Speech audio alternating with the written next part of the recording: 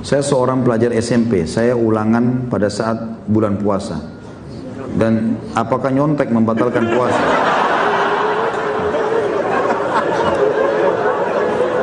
Kenapa harus nyontek? Saya tanya. Nyontek ini adalah penyakit al-malas. Malas. Kapan pintarnya kalau nyontek? Nggak boleh. Saya ingat dulu tuh saya masih belajar teman-teman sekalian. Alhamdulillah saya nggak ikut itu ya. Beberapa teman-teman, saya kadang-kadang kalau masih kuliah duduk di masjid sama-sama, saya lihat kok mereka baca buku itu cepat sekali. Buku itu tebal sekali ya. Kadang-kadang buku kurikulum kami itu tebal-tebal. Kitab gundul semuanya kan. Ini dia baca 1 jam sudah selesai. Biasanya kita 3 jam harusnya mungkin baru selesai. Apalagi dengan hafalan, mau ujian kan. Saya pernah iseng tanya, kenapa cepat sekali baca? Dia bilang saya baca yang kira-kira menurut saya masuk ya, ujian besok. Jadi banyak yang dilangkahi sama dia. Dia tebak-tebak saja. Oh ini bab ini mungkin masuk dibaca. Yang kira-kira tidak masuk enggak. Dan ternyata subhanallah pas saat ujian nilainya rendah sekali. Karena ternyata yang dilangkahi sama dia itu yang keluar.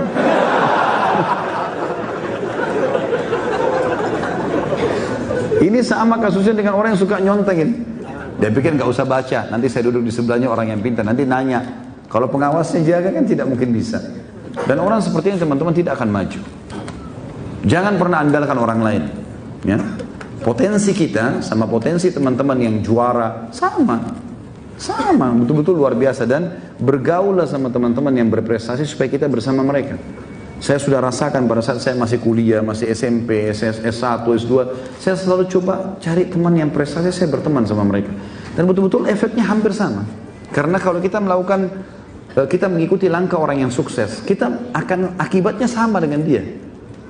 Kalau kita mengikuti orang yang buruk, akibatnya apa? Kita akan juga mendapatkan akibat yang sama.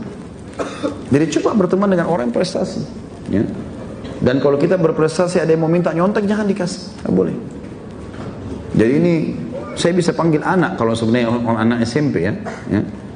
Anak kita atau adik kita ini harusnya belajar, jangan nyontek. Nyontek itu hanya akan menghilangkan ide-ide brilian kita.